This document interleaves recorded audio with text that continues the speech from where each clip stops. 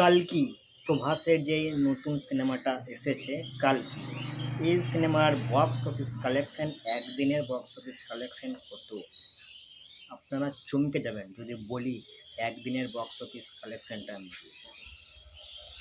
180 crore plus, মানে প্রায় 200 কোটির কাছাকাছি একদিনের বক্স অফিস কালেকশন কালকি করেছে, শুধুমাত্র ওপেনিং ডেজ, মানে একদিনের প্রথম দিনে।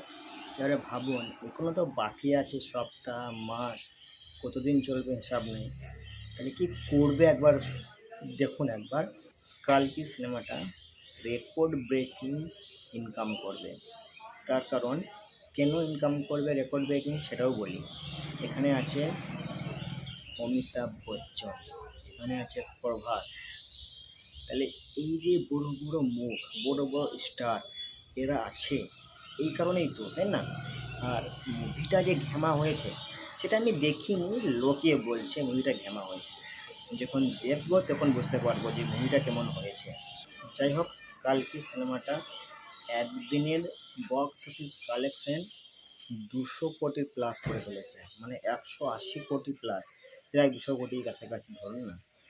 এতগুলো মানে ইনকাম করা বিশাল একটা ব্যাপার, হিউজ একটা ইনকাম করেছে কালকি সিনেমাটা।